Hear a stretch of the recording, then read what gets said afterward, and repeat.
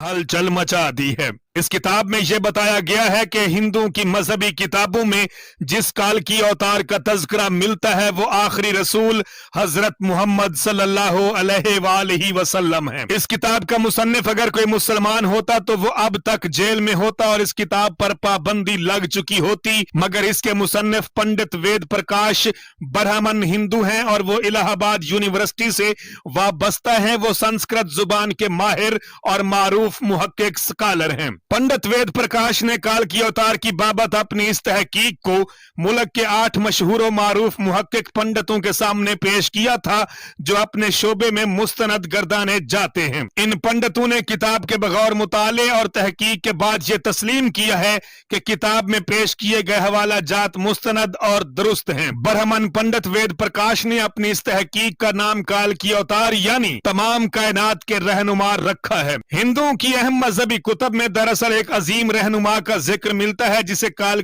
अवतार का नाम दिया जाता है। सो पंडित वेद प्रकाश ने गहरी तहकीक के बाद यह दावा किया है कि इस काल की अवतार से मुराद हजरत मोहम्मद सल्लल्लाहु अलैहि वसल्लम है जो मक्का में पैदा हुए। चनाचे इनका कहना है कि तमाम हिंदू जहां कहीं भी हों इनको अब किसी और काल की अवतार का इंतजार करने की कोई जरूरत नहीं, बल्कि इसके लिए उन्हें महज इस्लाम कबूल करना है और आखिरी रसूल सल्लल्लाहु अलैहि वसल्लम के नक्शे कदम पर चलना है जो बहुत पहले अपने मिशन की तकमील के बाद इस दुनिया से तशरीफ ले जा चुके हैं। अपने इस दावे की दलील में पंडित वेद प्रकाश ने हिंदुओं की मुकद्दस मजहबी किताब वेद से मंदरजा झेल हवाले दलील के साथ पेश किए हैं। नंबर 1, वेद किताब में लिखा है कि काल की अवतार भगवान का आखिरी अवतार होगा जो पूरी दुनिया को रास्ता दिखाएगा। इन कलमात का हवाला देने के बाद पंडित वेद प्रकाश लिखते हैं कि इस पेशन गोई का इतलाक सिर्फ हजरत मोहम्मद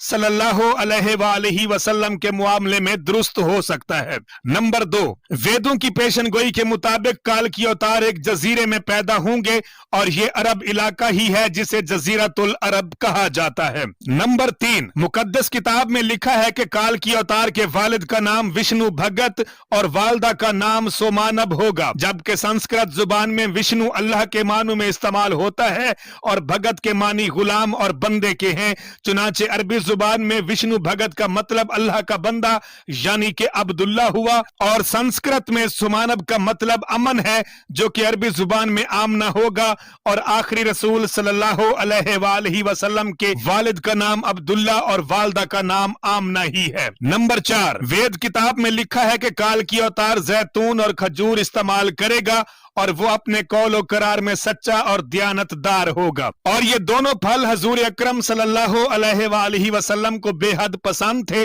जबकि आप सच्चाई और दयानतदारी में तो इस हद तक मारूफ थे कि मक्का में मोहम्मद सल्लल्लाहु अलैहि वसल्लम के लिए सादिक और अमीन के लकब इस्तेमाल किए जाते थे। नंबर 5, वेद के मुताबिक काल की अवतार अपनी सरजमीन के मुअज्जिज खानदान में से होगा और यह भी हजरत मोहम्मद सल्लल्लाहु अलैहि वसल्लम के बारे में सच साबित होता है कि आप कुरैश के मुअज्जिज कबीले में से थे जिसकी पूरे अरब में इज्जत और शाम और इराक में पहचान थी। नंबर 6, हमारी किताब कहती है कि भगवान काल की अवतार को अपने खसूसी कासिद के जरिए एक गार में पढ़ाएगा। इस मामले में यह भी दुरुस्त है कि मोहम्मद सल्लल्लाहु अलैहि वसल्लम मक्का की वो वाहिद शख्सियत थे जिन्हें अल्लाह ताला ने गारे हिरा में अपने खास फरिश्ते हजरत जिब्राइल अलैहिस्सलाम के जरिए तालीम दी। नंबर 7, हमारे बुनियादी अकीदे के मुताबिक भगवान काल की अवतार को एक तेज तरीन घोड़ा अता फरमाएगा जिस पर सवार होकर वो जमीन और 7 आसमानों की सैर को आएगा और हजरत मोहम्मद सल्लल्लाहु अलैहि वसल्लम का बुराक पर मेराज का सफर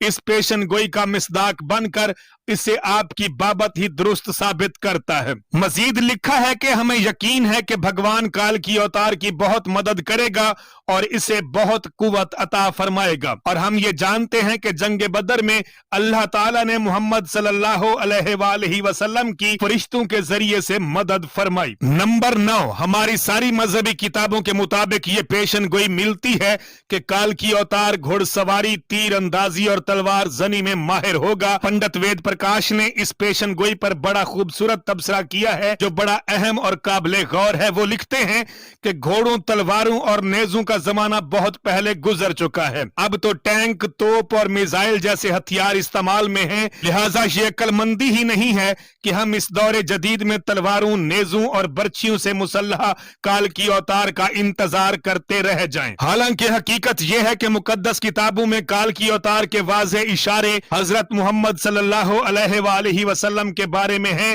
جو ان تمام حربی فنون میں کامل مہارت رکھتے تھے. ٹینک، توپ اور میزائل کے اس دور میں گھڑ سوار، تیغ زن اور تیر انداز کال کی اوتار کا انتظار میری